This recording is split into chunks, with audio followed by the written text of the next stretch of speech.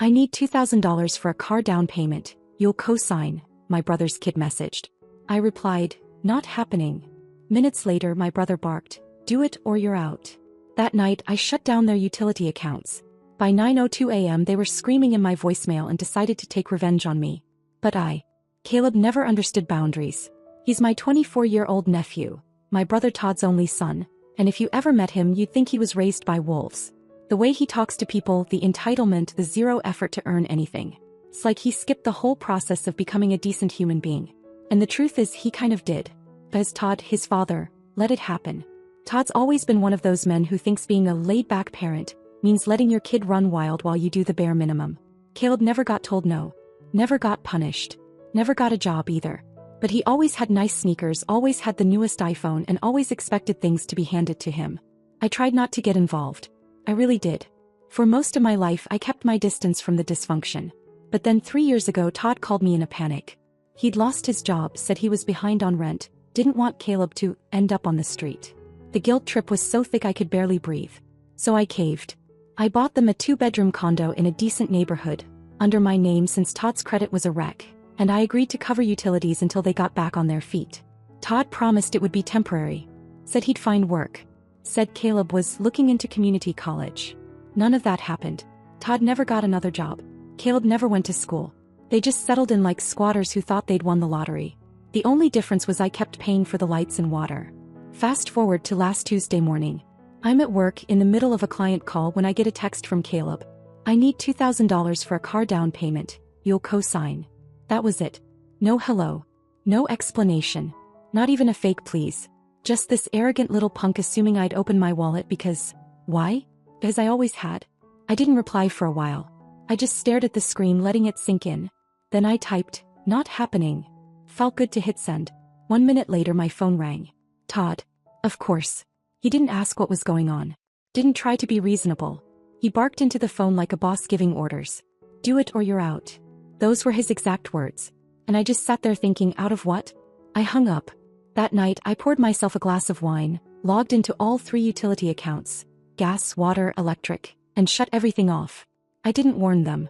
I didn't send a follow-up text. I just ended it. At 9:02 a.m. the next morning, my voicemail started filling up. Todd first. Furious. Swearing. Then Caleb calling me a toxic B*********, and saying I ruined his life. Then Sierra, Caleb's girlfriend who had somehow moved in without ever speaking a word to me, screaming about how this was abuse and that she had rights. I blocked them all. Around midnight I got a message from Jenna, a neighbor in their building who I knew vaguely. Hey Harper. Just FY, there was a lot of yelling from your place tonight. Looked like someone smashed something. Hope everything's okay. I drove over early the next morning. They weren't home. But the door was unlocked. I stepped inside and saw it immediately, shards of broken glass all over the floor. My vase collection. 6 antique vases shattered. 1 was from Paris. 2 were hand-painted pieces I bought during a trip to Italy. 1 belonged to our grandmother. It used to sit in her hallway, always filled with lavender.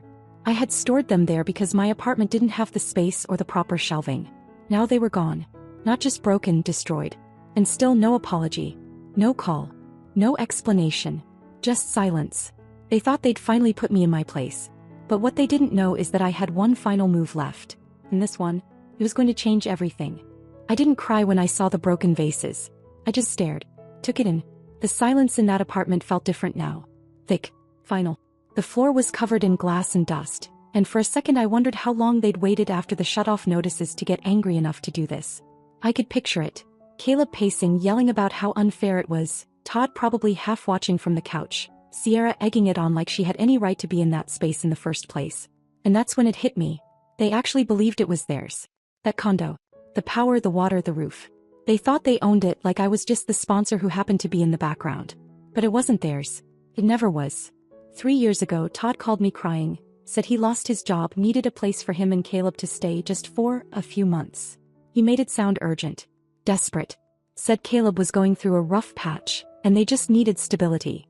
I made the mistake of believing him.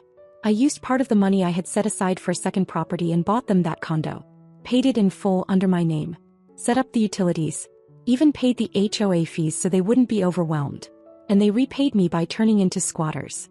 No rent. No offers to help. Just take. That night, after seeing the vases, I didn't call them. I didn't text. I went home, poured a drink, and opened my laptop. First, I scheduled the utilities for permanent disconnection. Then I emailed a locksmith. Next, I called a real estate lawyer I'd worked with during the pandemic when I had to handle a property dispute. By morning, the locks were changed. I had keys in my hand and legal paperwork on the way. By noon, a formal notice of eviction, complete with documentation of ownership, photo evidence of property damage, and a short note that read, "Effective immediately," was taped to the front door of the condo. I also posted a copy in the building's shared mailroom bulletin board. I wasn't being petty. I wanted witnesses. That evening, my phone lit up with a message from Jenna, a neighbor who lived a floor below them. They're outside the building screaming. Caleb kicked the door. Your brother's threatening to call a lawyer. You okay? I was more than okay. I waited 2 days. Then I answered one of Todd's calls. He must have borrowed someone's phone because I didn't recognize the number. He didn't ask how I was. He didn't apologize.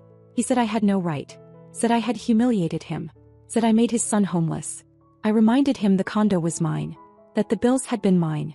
That he and his grown son had lived off me for 3 years and the only thing I got in return was broken heirlooms and screaming voicemails. He said I'd regret this. I hung up. Over the next week, the word got out. Family started calling. Apparently, Todd had told everyone that he bought the condo himself. That it was part of his investment strategy, and that Caleb was working on launching something big. The lies were laughable. My cousin Danielle called first. She's always been one of the more grounded ones. She said, "You paid for that place? Wait, are you serious?" Oh, I was serious, and I had the receipts. I told her everything. Within 24 hours, half the cousins knew. A few tried to stay neutral, but most of them were done with Todd and his lies. One cousin even said, "They needed this. You just happened to be the first one willing to do it." And then came the final step. I listed the condo. I wasn't keeping it, wasn't renting it out. I wanted it gone. The realtor was efficient. Took photos, staged it, and had 2 offers in within 6 days. I accepted one. That was it. Todd and Caleb? By then they'd already moved out. Where to, I didn't know and didn't care.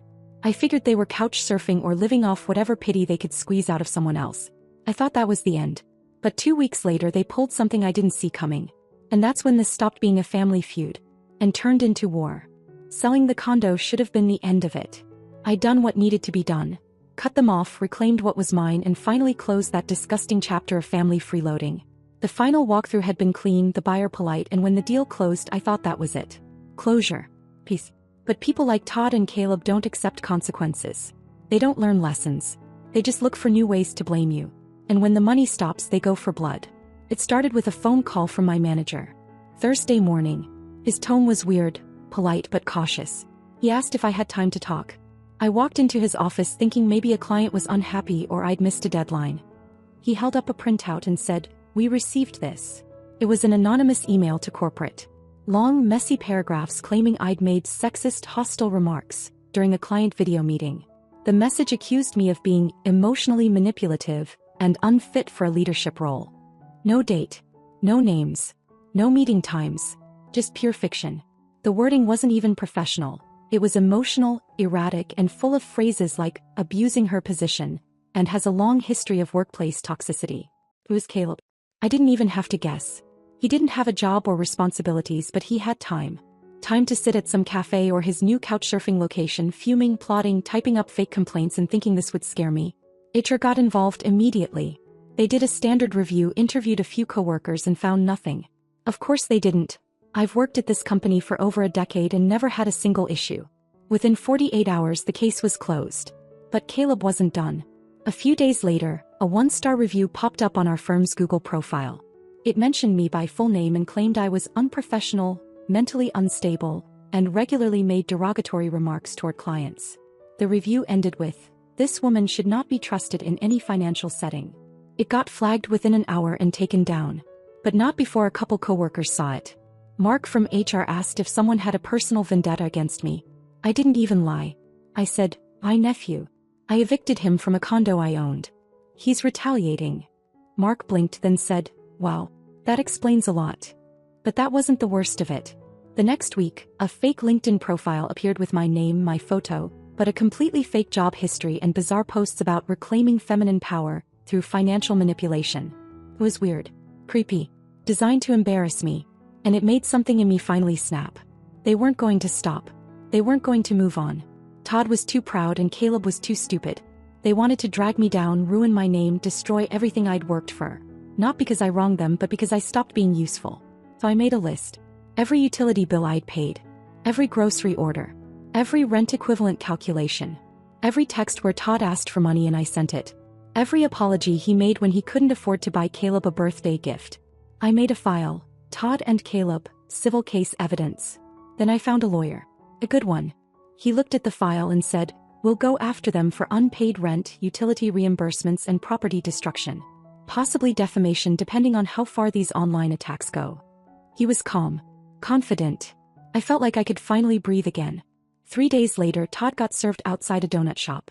Jenna from the old building texted me the photo she took. Him holding the papers with this confused, pathetic look on his face. Caleb got served 2 hours later in a parking lot outside Planet Fitness. Apparently, he threw the papers, yelled at the process server, then locked himself in his car. The total lawsuit was for $46,300. That was when they realized I wasn't bluffing. They started calling family. Whining. Playing the victim. Todd told people I was destroying the family name. Caleb posted some cryptic nonsense on Instagram about fake family with dark hearts. Most of the cousins ignored them. Some messaged me privately saying, "About time." But then Sierra, Caleb's girlfriend, decided it was her turn. And I swear to God what she did next nearly pushed me over the edge. Suing Todd and Caleb should have been enough. It was a clean case, airtight, with evidence going back years. I thought once they saw the lawsuit, over $46,000 worth of unpaid bills, rent and damages, they'd panic, maybe throw one more tantrum and then finally disappear into their own mess. I didn't count on Sierra. Sierra had always been a smug little fixture in the background. Caleb's girlfriend, unofficial roommate, professional freeloader. She moved into that condo without ever asking, started giving her opinions on the decor like it was her name on the mortgage. I remember once I brought over fresh groceries, organic stuff from a local market, and she wrinkled her nose and said, "We don't eat packaged salad." Like I was some delivery girl. But up until the lawsuit she mostly stayed out of it. Until she didn't. A week after Caleb was served, she walked into my office building. No warning, no message. Told the receptionist she was my niece and that it was a family emergency. Security called up. I said send her away. 10 minutes later, my phone lit up with a text from an unknown number. "Your coworkers are going to love what they see," smiley face. I had no clue what she meant until I started getting texts from Jenna, then 2 coworkers. Something was spreading. Sierra had created a burner Instagram account called @HarperTruthExposed. He posted a grid of photos. Some of them real but most heavily altered, manipulated to make it look like I was partying in sketchy places, wearing things I'd never wear, posing in settings that looked suggestive. The captions were worse. "This woman evicts her family and then goes on luxury benders. Would you trust her with your business? Nice morals for someone who lectures others about responsibility." And she tagged my employer. Not once. 3 times. The photos weren't just fake. They were designed to humiliate. I found one that looked like it had my face edited onto someone else's body, in a club I'd never been to. The whole thing was a psychological hit job. I stayed calm. I didn't respond. I documented everything. Took screenshots. Collected the URL, the account creation time, the tags. My lawyer added it to the civil case under defamation and malicious harassment. But that wasn't the surprise. The surprise was that someone beat me to it. 2 days after the account went up, Sierra was fired from her job. I didn't even know she had one. I assumed she lived off Caleb and his petty grifting. But apparently she worked in some small boutique marketing agency downtown. One of my cousins, maybe Danielle, maybe Jenna, I still don't know who, sent Sierra's employer the burner account. Proof. They traced the IP address. Confirmed it was her. She was walked out without even being allowed to clear her desk. She texted me that night from a different number. "I didn't mean to hurt you. I was just angry. Can we talk?" I forwarded it straight to my lawyer. That should have been enough, right? But people like Caleb and Sierra, they don't know how to stop when they're losing. They panic. They scramble. Which is exactly why 3 days later I got a call from a woman named Lisa. Lisa introduced herself as Sierra's ex-best friend. She found me through LinkedIn, said she didn't want to get involved but couldn't stay quiet anymore. She told me Sierra had been bragging for weeks that she was going to ruin me, that she'd planned the fake reviews, the Instagram, even the original fake complaint to my company. But that's not what stunned me. Lisa told me Sierra and Caleb were trying to file a counterclaim. They were planning to accuse me of financial exploitation, claiming I had used the promise of housing to control and manipulate them, and that I had threatened to make them homeless unless they did favors for me. Completely made up. Absolutely insane. But I wasn't even surprised anymore. I asked Lisa if she had proof. She did. Screenshots of texts, voice messages. Sierra left laughing about how easy it is to twist things when you have no paper trail. Lisa sent it all to me. And just like that, I had more ammunition than I could have hoped for. Then came the final call I wasn't expecting. My aunt, my mother's sister, called me. We hadn't spoken in years. She had always taken Todd's side, always said I was too harsh, or too ambitious, or not understanding enough. But now, she said Todd and Caleb had shown up at her house uninvited, asking to stay. They were out of money. Caleb's car had been towed for unpaid tickets. Sierra was sleeping at a friend's. My aunt told them no. Then she called me. She apologized. Said she had no idea how bad things had gotten. Said she was wrong about all of it. And when she asked me what was going to happen next, I told her the truth. Court was in 2 weeks. And I wasn't backing down. But she didn't know the best part. As I had one last piece of leverage. And it was going to be public. Court wasn't dramatic. Not like the movies. No shouting, no grandstanding. Just cold air, buzzing fluorescent lights, and the kind of silence that makes your skin itch. I sat in that courtroom knowing I'd done everything right. Every receipt, every transfer, every lie they'd spun. I had it all. Tucked neatly in folders and USB drives, ready to present. Todd arrived first. He looked smaller, thinner. The kind of weight loss that comes from stress, not discipline. He didn't make eye contact. Caleb walked in behind him like nothing mattered. Wearing sneakers and a hoodie, like he was here to pick up takeout, not answer for thousands of dollars in stolen support. They were alone. Sierra didn't show. He was smarter than that. But I wasn't alone either. My lawyer sat beside me, calm and composed, flipping through notes. But what neither Todd nor Caleb knew was that we'd been sitting on a new piece of evidence. One I hadn't even told most of the family about. I was holding it back for this moment. 2 years ago, Todd had begged me for $7,500. Said it was for Caleb's trade school. Claimed they were finally turning things around. I believed him. I even labeled the wire transfer as tuition support. I didn't ask for proof. Just sent it. Big mistake. Turns out that money didn't go to tuition. It went toward a gaming setup, Yeezys, and a spa weekend in Tahoe. I found the transactions weeks ago. All tied to Caleb's debit card. But we'd gone further. My lawyer subpoenaed their bank records and pulled up detailed statements. There was even an Uber receipt from the spa trip that listed the drop-off location as Tahoe Dream Inn, room 241. That room was posted on Sierra's Instagram at the time. Same balcony. Same drink glasses. She deleted the post later, but not before Jenna had screenshotted it. We dropped the entire thing into evidence. The judge didn't even blink. Just kept flipping through the paperwork, nodding. Todd's lawyer tried the usual song and dance. Said I gave the money willingly, that I supported them out of love, and that I was now vindicatively weaponizing my generosity. Then came their surprise. Caleb suddenly spoke. Said I'd promised him the condo. Said I'd told him that if he proved he was serious about school, it would be his. Said I was reneging on a verbal agreement. It was the dumbest move he could have made. As I had the text. A single message from 2 years ago where I clearly told Todd. This is temporary. I'm buying the condo to help, not give it away. It stays in my name. My lawyer passed it up to the judge, time-stamped, with a copy of the property deed and a printout of the utility bills. All under my name. Their defense unraveled in under 15 minutes. And just when the judge was about to close, I leaned over and handed my lawyer the last page. A notarized affidavit from Lisa, Sierra's former best friend, confirming that Sierra and Caleb had plotted the fake complaint to my office, the burner Instagram account, and even considered filing a false police report claiming I'd threatened them. We had it all. The texts. The timeline. Lisa's signature. The judge raised his eyebrows, looked directly at Todd, then back at me. Judgment in my favor. Full amount awarded. $46,300. Plus court costs. Plus damages. He also signed an order recommending a civil harassment injunction, pending a separate hearing. Meaning if they contacted me again even once, it could turn criminal. Todd stood up slowly. Caleb didn't even look at me. But as they left the courtroom, my lawyer leaned over and said something I wasn't expecting. You know, there's a small chance they try something stupid now. I'd keep your locks changed.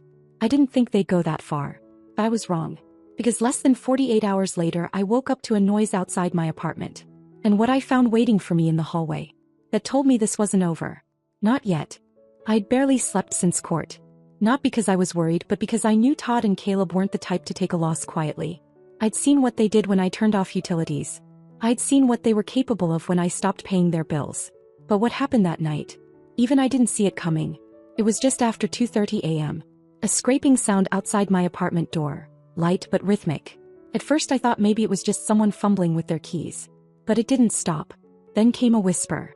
Muffled, low, definitely two voices. I stayed perfectly still. My heart was racing but my hands didn't shake. I didn't move toward the door. I didn't call out.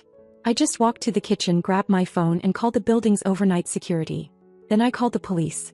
It took them 9 minutes to get there. And in those 9 minutes, Todd and Caleb managed to completely humiliate themselves. Because they weren't trying to break down the door, they were trying to pick the lock. Security caught them on the hallway camera. Caleb had gloves on, crouched near the doorknob, fumbling with some kind of lockpick tool like he'd watched one too many movies. Todd stood behind him, arms crossed like he was waiting in line at a gas station.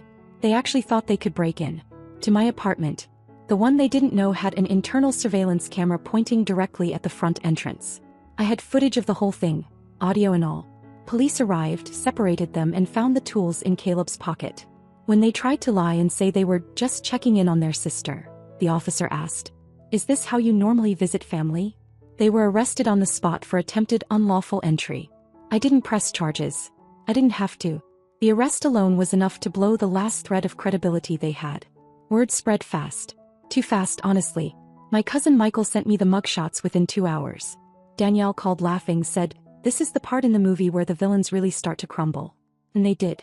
Sierra officially dumped Caleb that weekend, publicly in a long Instagram story where she claimed she was misled and betrayed, and no longer associates with that energy. Todd went silent. He left a voicemail on my work phone 2 days later. No apology, just a pathetic attempt at guilt-tripping me. He said, "You didn't have to go this far. Family doesn't destroy family." I didn't respond. Because here's what no one ever got, what they never wanted to accept. I didn't destroy anyone. I gave. For years. Quietly, generously, without asking for anything back. They destroyed themselves. The money, gone. The condo, sold. The family reputation, shot. And now for the first time in years I felt free. Not just from Todd and Caleb, but from the burden of being the one who always had to clean up after them. A few months later I got a message from Danielle. "You hear they're renting a place near the freeway? 1 bedroom. Shared with some guy Caleb knows from high school." I didn't ask for details. I didn't care. I was already talking to a buyer about a new place of my own. Bigger, brighter, mine. Fully mine. And Todd?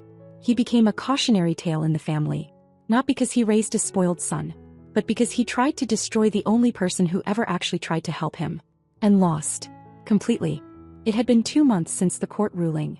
2 months since the arrest, the mugshots, and the attempted break-in that landed both Todd and Caleb with criminal records. I thought I'd heard the last of it. Life had finally gone quiet. I moved into a new place. Smaller but perfect, with a balcony that caught the evening sun and floors that didn't creak when I walked barefoot. I'd started sleeping better. I stopped checking over my shoulder every time my phone buzzed. Even Jenna had stopped sending me updates. The silence was a gift. Then one afternoon I opened my mailbox and saw it. A letter. Not an email. Not a text. An actual handwritten envelope, addressed in Todd's handwriting. No return address. For a few seconds I considered throwing it out. But curiosity got the better of me. Inside was a 2-page letter. The first few lines looked like an apology. But by the second paragraph it shifted into something else. He said he wanted to clear the air, that he'd made mistakes. But he also said he had proof that I'd manipulated the situation.